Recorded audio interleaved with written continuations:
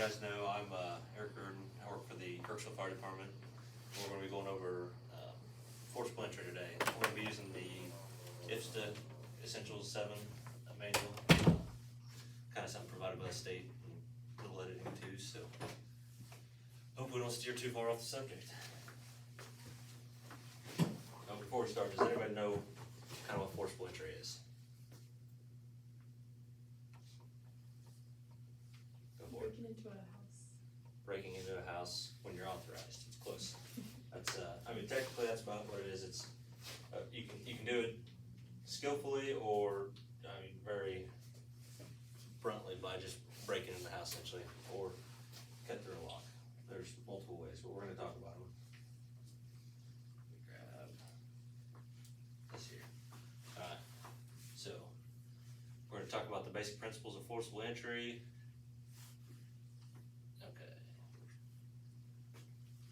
So forcible entry techniques, basically these techniques we're going over, we're gonna basically be strategic ways on how to properly open inward swinging doors or outward swinging doors. We're just gonna hit all the basics, and our main goal is to do minimal damage, so that way we can get the house sealed back up. So if it's a small fire, we might have to go and knock the fire out, and they may even have to stay there the rest of the night because they don't have anywhere else to go. So our goal is to try to make it to where they can get that door shut if it's not a huge deal, and we're going to try doing it quickly. Okay, so kind of some basics to look for when you're doing forcible entry is you're looking for where's the fire, is it needed to do, if it's not a big fire, do we need to force the door, or not a big fire. If it's not needed, do we need to force? If it's fire, probably need to force. If it's granny laying on the floor, we may be able to wait a little bit longer and wait for a key. Okay, so forcible entry and ventilation. So some things we might have to do is we're going through the front door and we need to get the back door open to get some air. Say we got the fire knocked out at the front door, we need to get the back door open, but don't necessarily have a good way to get there through the house, so we might send a crew around back to force the back door. So big thing is location of the opening that adds fresh air to a ventilation controlled fire, affect fire behavior. So the more you open the door, the more air you're letting in the house, which can help you or hurt you. Everybody kind of knows that. I shouldn't say everybody. There's quite a few new people here. The big thing with open a door is when you open that door, you're kind of allowing the fire path to make its way. So big thing is control doors and windows to limit the fresh air. We'll go over that with techniques here in a minute. Has anybody ever heard of try before you pry? Right. What's the reason you would try before you pry? To create minimal damage. Okay. So is that door always locked? Do you always lock your door at home? No. So not all the time you have to pry your door open to get in. A lot of times you can simply reach in and unlock it, or not unlock a door. Just twist it and get it open by opening a knob. Or everybody kind of knows how residential doors are on the inside. You don't necessarily have to take a tool to it. You kind of put a shoulder to it and make your way in it, especially on these newer homes with the little thin cardboard doors and whatnot. So that's a big thing. Always try before you pry. Give the door a little tug, push on the knob. Just keep it simple. I have an acronym we use. It's called it's KISS. Keep it simple, and the last part is use your imagination. Yep. Has anybody ever heard of like a Knox box system, or basically a real common one? I don't know if it's not as common as it used to be, but back in the early 2000s, mid 2000s, people always had the hider rocks. So you put your spare key in a rock that says love engraved in it. So if you hit, like, sometimes you can go to an old lady's house that's falling down, or she's falling, she can't get up, she's not hurt. You look down there and you see a rock that says love, kind of kick it. If it sounds hollow, there's probably a key in it to let you in Granny's house. But here in the city limits, we use this thing called, it's a pointer, doesn't work, it's a Knox box. Anytime you go to like any new business built in town, or a lot of the older ones are starting to get them, there's a little black box. It can either be recessed or mounted out about 4 inches called a Knox box. There's only 5 keys in the city to them, and they're all on every 5, or we got 4 on the trucks out here and 1 on the BC wagon. So there's only the fire department has access to them. Everybody has an individual passcode. If your passcode's used, it goes to a database and lets the server know that, hey, I logged in, and if something were to come missing or the store says somebody used that Knox box to break into our store, they can kind of pin it back to who got on the Knox box, in the past times. Commercially wise, it does allow quicker entry if they do have a Knox box, because it's supposed to be within 20 foot of a doorway or something like that. So, I mean, you simply get off the truck with a key, run over there, hit it, get in the front door versus have to go get tools off the truck, break glass. What's the problem if we do break that glass? Something we talked about just a little bit ago. You create a flow path. Flow path. So, good thing about keeping the door intact is you can control that flow path to where the air is going into the fire. Just keep that in mind. We're not always breaking glass and going in that way. There's a pretty cool video. I watched it the other day I think it was on TikTok, but it was an older YouTube video. It was a cop going around with I think their flashlight or a wand or something. They busted out all the windows and that whole house was in flames in probably, I'd say 2 minutes, and just flames blowing out every window with people inside, or firefighters inside. So try not to break glass because that kind of messes with the flow path. Oh yeah, there we go, talk about the storing the information in a CAD. You don't see this very often around here. Jared probably, when he was working here full time, that's pretty common on a lot of the old buildings, the bars and stuff. Basically, back when you had the old hood rats, they would break into your stores, so a lot of store owners or residential people were putting welded rebar, decorative rebar covers over the windows, that way you couldn't break in their house essentially, but you could still break their window out. So a big problem does anybody, I guess I'll ask you a question for them, does anybody see a big problem with the bars on the windows for like our use? Yeah, so egress. You get in, say you get in the house and you're like, oh crap, something's going bad, and you go to climb out.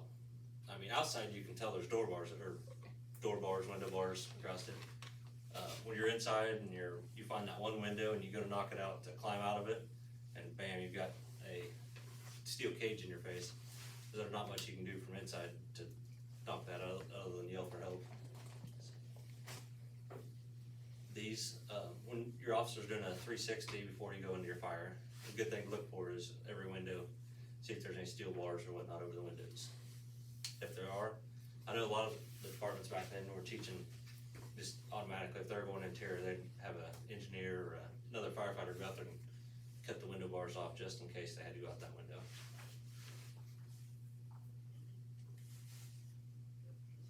Review question. What factors may be considered when deciding where and how to perform forcible entry? So what's some things you can think of? We talked about flow paths, we talked about where the fire was. What else? Upwind. Upwind, there you go.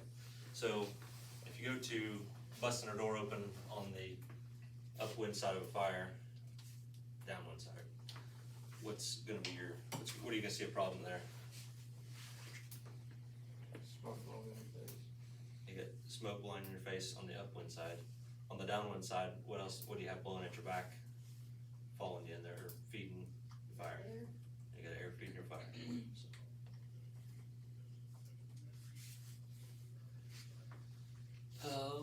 So this is more of a question based off of like our area, like out in the county.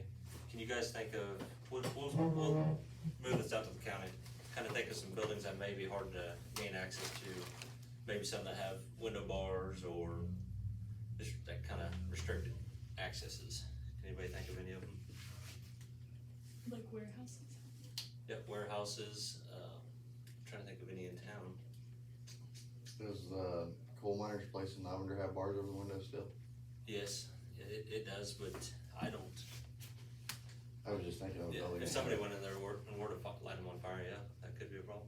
I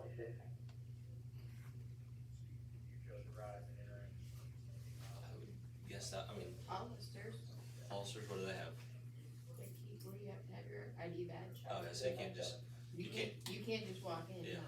so we would, if there was nobody there, we would probably, I think they have a Knox box though, but we would have to force it, so.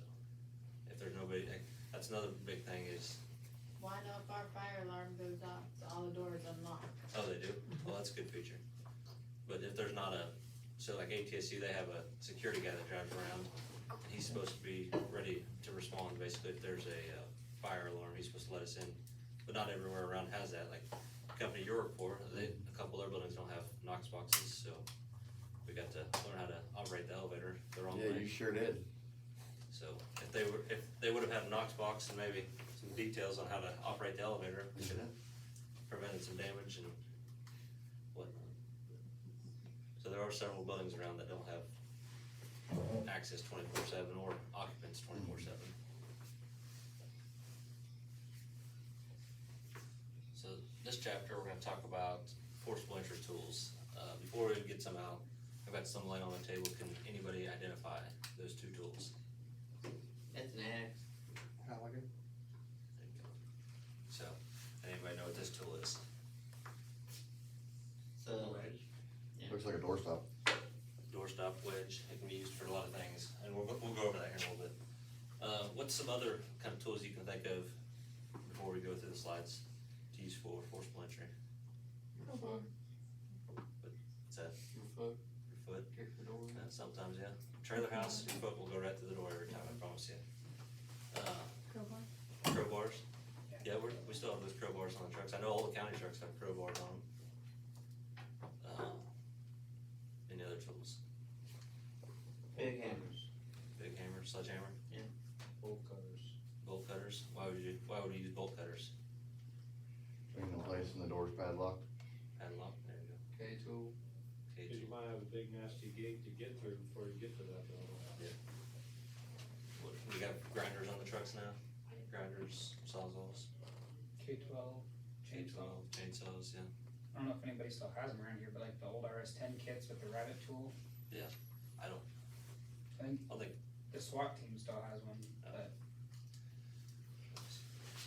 so, I mean, seems like we know quite a few tools, so hopefully this is a review for a lot of people.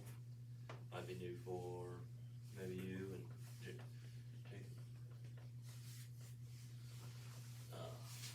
So, anytime we're using tools, really anytime we're doing anything, it's very broad to always wear your appropriate PPE, and especially when you're using forcible entry tools.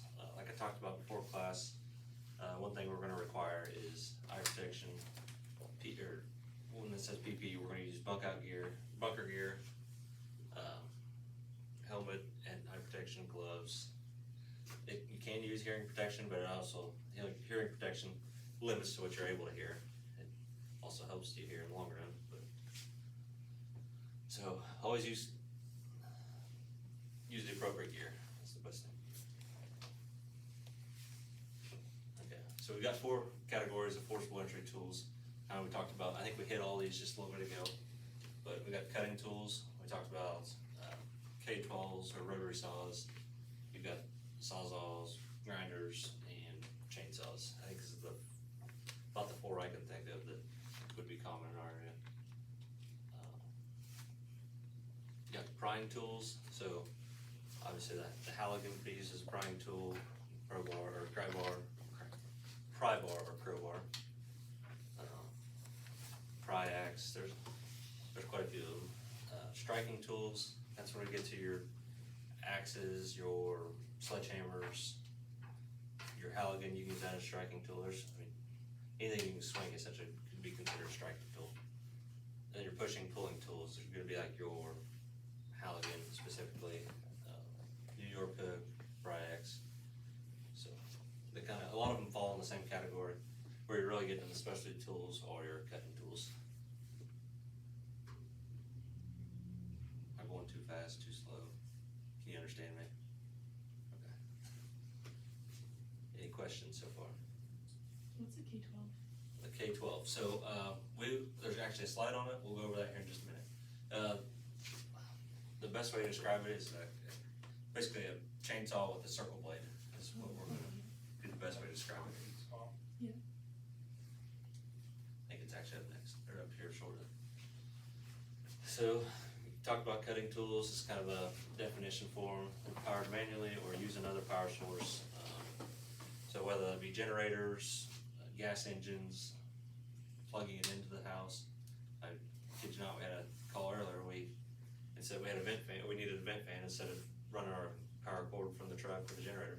Just simply plugged it in their outlet. I mean, it's not always, you try to make it as simple as you can. That's very true right there. No cutting tool will cut all materials. So you think you're gonna, when it says that, how many brick walls have you seen cut with a chainsaw, a standard chainsaw we've got on our trucks? Probably 0. Chainsaws will cut a little bit of metal. When I say a little bit of metal, probably like your roof tin, and that's about the extent. You get anything over probably 3/16, you're gonna be working your butt off. So that's where that rotary saw or grinder or metal saw comes in handy.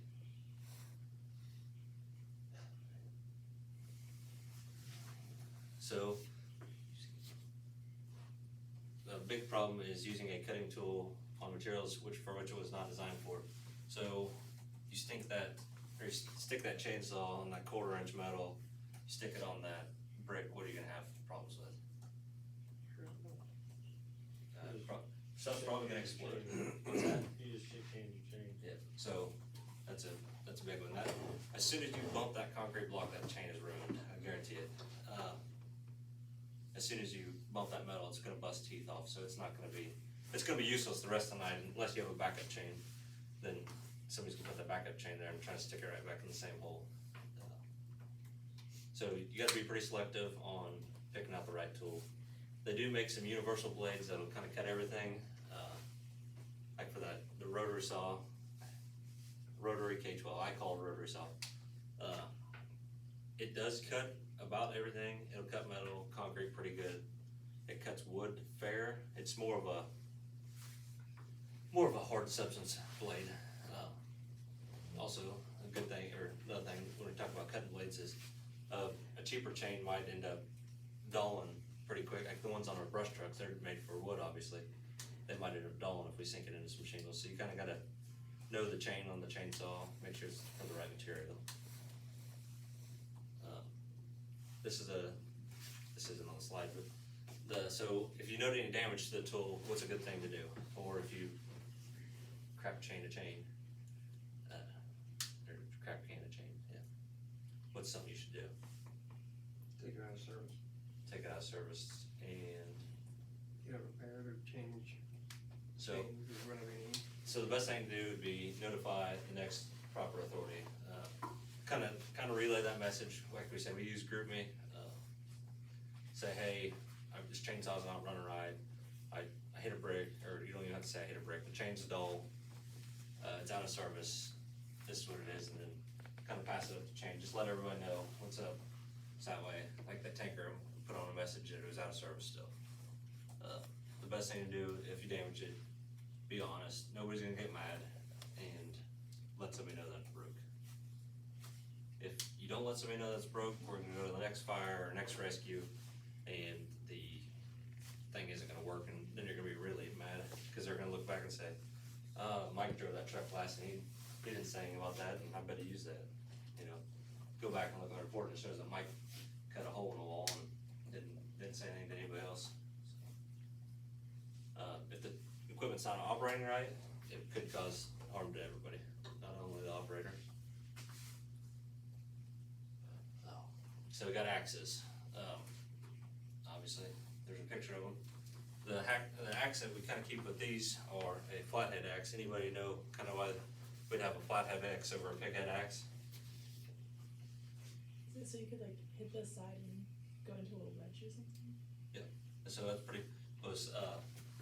The flathead axe is gonna be more for your striking. It's gonna kind of serve as an axe and a sledgehammer. Whereas the pickhead axe, obviously, you don't wanna be swinging that, trying to hit a wedge end or a Halligan into the wall. Cause you got a 3-inch pike on it there, so that's the big difference. The pickhead axe is gonna be more for your cutting stuff or just causing extreme damage. You don't see a lot of pickhead axes used anymore because people are going to gas powered, electric powered equipment, and it's just a little faster. And then the flathead serves two purposes. Can you think of any other uses for a pickhead axe? An entry point, like, you know, purchase point type thing where you need to, Yeah. preferably metal or something like that, where you need to, like, punch a hole for a sawzall or something like that.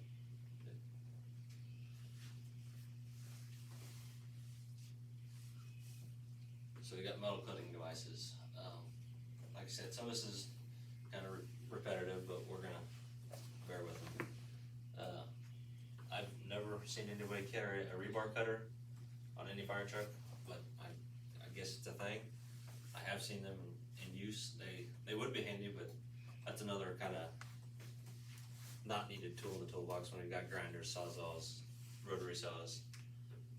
You guys carry one on your truck, just a different name, A rebar cutter? What do you call it?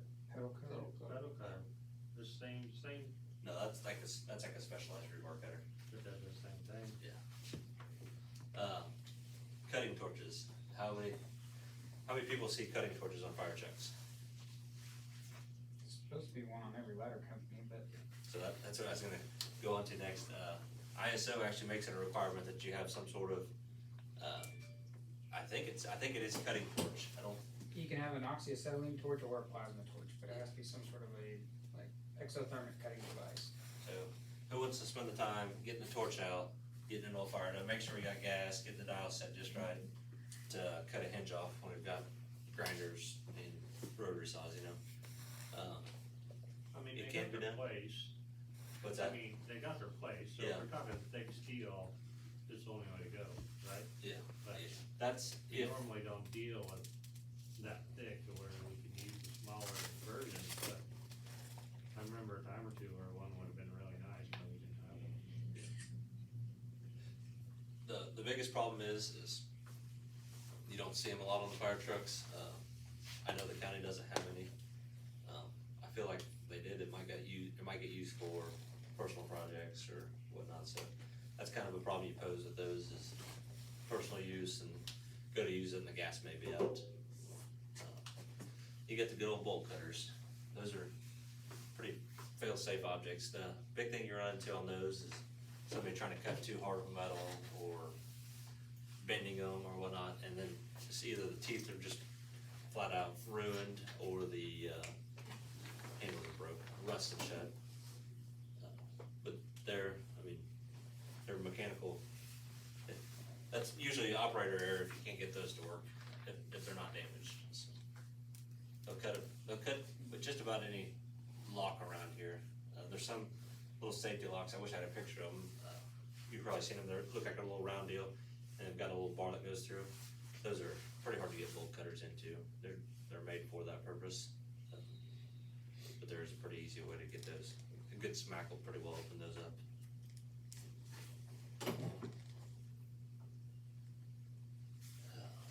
Oh, this is a good point here. So do not use a cutting torch in a flammable atmosphere. What would you think would be like a flammable atmosphere? Gasoline. So you got gasoline spill, maybe at a gas station, Grain bin, grain bin. What's flammable in a grain bin? grain dust. Yeah, that's a good one. There's a couple more I can think of, and not necessarily an explosive like, type of flammable, but something we run into quite a bit in the falls and springs. So if we go out to cut Farmer John's gate padlock open and we're in 90 acres of CRP, what about the grinder? What kind of problem you think you might cause? Throwing sparks everywhere. Yeah, and you know how quick it takes to light up an entire field that's on, or entire field of CRP with 10% humidity. That's maybe the grinder can stay in the truck whenever we're in that kind of condition and man it out with some bolt cutters. So something, if your grinder is your only option, you don't have bolt cutters, what's one thing you could have handy? Kind of backup precaution. Fire hose. A fire hose, fire extinguisher, water can. Anytime you're cutting in a possible flammable or in dangerous environment, it's probably a good idea to have a backup water supply, just for that case. Hand saws. Who likes using a hand saw? Ever since they came out with the Sawzall. So, hand saws are a thing. I think they're getting to be a thing of the past, but not always can you get a Sawzall. You know, Sawzall's that long. Trying to get it into little areas, you need to get in for some reason. It's kind of why I had the smaller saws like that. Drywall saw. I can't think of any time I've ever taken the time to use a drywall saw on a fire scene. Usually at that point we're getting ram jammy and taking a Sawzall or a axe after it. I've never seen one on a fire truck. Nothing I can think of. And the hacksaw, those things are, yeah. I hate hacksaws simply because the blades get all twisted and they usually, when you go to put the next blade on, it's broke or something, so, Forcing it too hard. Yeah. That's why I twist on you. yeah, so that's why Smooth. Sawzall. But you got grandma that falls in between her bathtub and her toilet, and her hedge by the pipe that you have to cut to move the toilet out of the way. Hold on, Granny. Your hacksaw sometimes is more controllable than somebody on a Sawzall. Oh, yeah. It has its places. That from experience.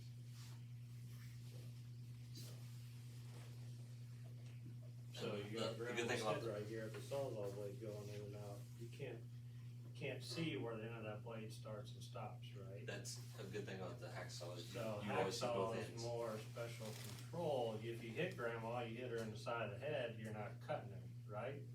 So, just, not everybody loves hacksaws, but they have their place, and that was their place at that night to cut grandma out versus one that's all.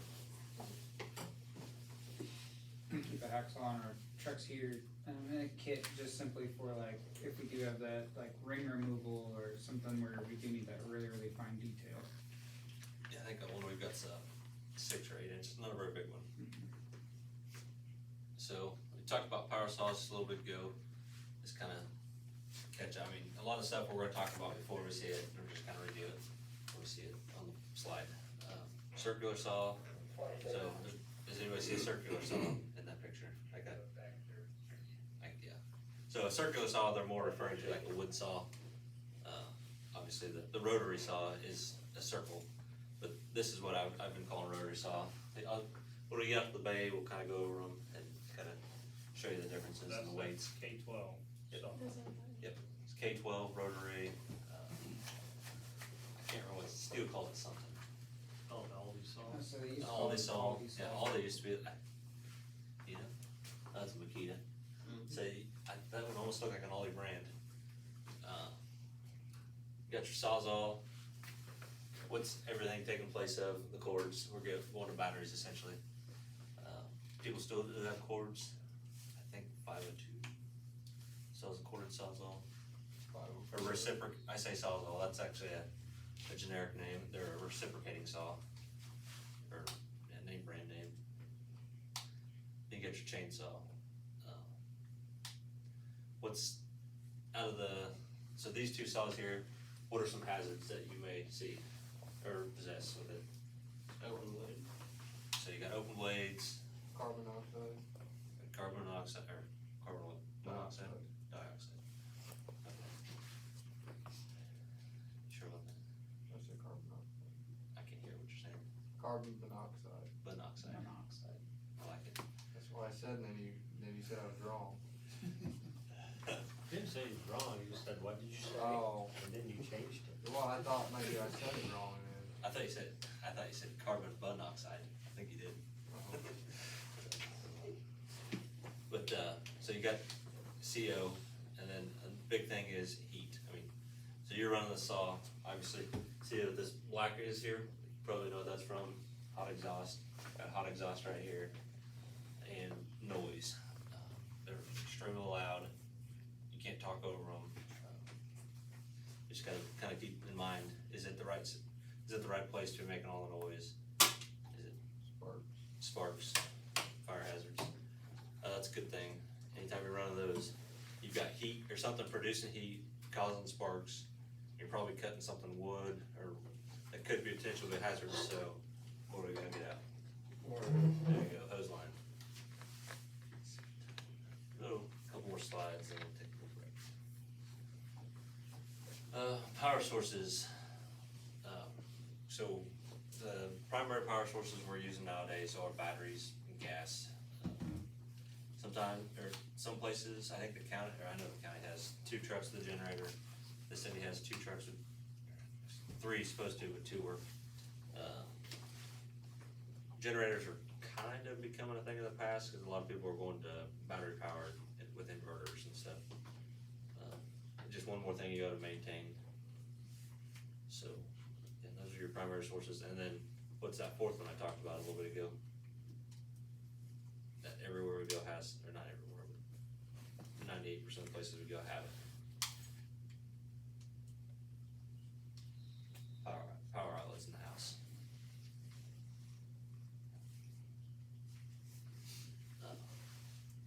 So, like I've been telling all the new guys, be familiar with the equipment, go to the station, start it up, make sure it works, make sure you know how it works, do it safely.